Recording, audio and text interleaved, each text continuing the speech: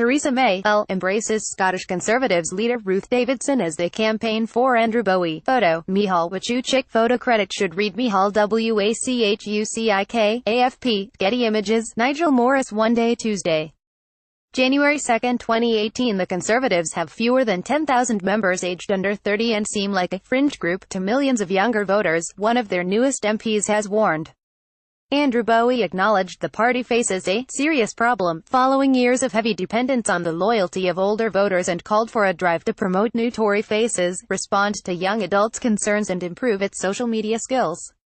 For far too long we were reliant far too much on the older vote. Tory MP Andrew Bowie in an interview with he said the party had the twin challenge of boosting numbers of members aged under 30 and of renewing its appeal to younger groups to ensure the Tories do not face terminal decline. Asked how many young members they have, he replied, "It's not great, we are talking about 4 figures, not 5. Reaching a lost generation." Mr. Bowie, a 29-year-old former naval officer, is part of a group of young MPs working with Downing Street and Conservative campaign headquarters to reach out to a lost generation of voters. He said, "For far too long we were reliant far too much on the older vote. We took for granted that when people become slightly older, owned property, had a job and a family, they would naturally pivot towards Conservatives. We needed to have some base in the 18 to 40 group and we are now at an historic low in that age range voting for us." He argued that people were not going to go on that journey towards conservatism if they did not know anyone in their age group supporting the party. Terrible social media campaign. Mr. Bowie, who captured West Aberdeenshire and Kincardine from the SNP, said the Conservative leadership was taking great strides and investing a lot of time and energy and effort to attract a younger demographic but conceded it would take time. Admitting last year's social media campaign was terrible, he said the party needed to emulate Labour's success in galvanising young supporters. He also pointed to the success of Ruth Davidson, the Tory leader in Scotland, in engaging with people who had never considered voting Conservative. "It's about making people feel they are part of the conversation," he said. Mr. Bowie said announcements on housing, student debt and the environment were evidence of the Tory leadership responding to younger voters' concerns. "We've ceded ground to Labour on all of these issues, and more, that people under the age of 40 care about."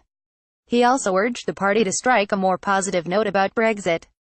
Tens of thousands of teenagers once joined the Young Conservatives to improve their social life and potentially meet a future husband or wife. The organization, whose membership peaked at 157,000 in 1949, was not primarily political, but it helped get a generation of young adults get into a lifetime's habit of voting Tory.